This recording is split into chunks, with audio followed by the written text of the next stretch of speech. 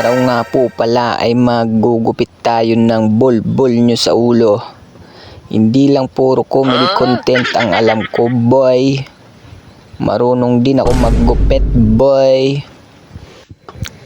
Siyempre bago tayo magsimula, kailangan natin kumpleto tayo sa gamit. Clipper, suklay, gunting at syempre tiwala ng kliyente. Yun ang pinakamahirap hanapin minsan. Pagsarap po yung taka mo dyan. Naning makuha nyo yung migahanap nyo.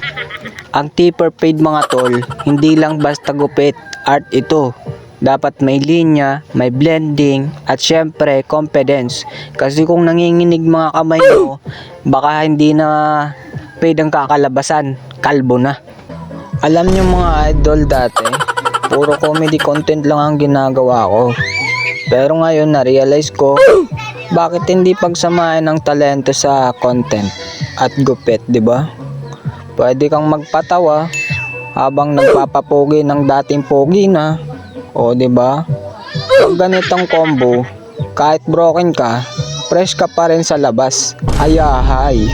O eto na mga boss, ang taper paid, malinis at maayos. Bigyan ng sadungdapang yan. 两袖清风中，一阴一阳之味道，仔细东来。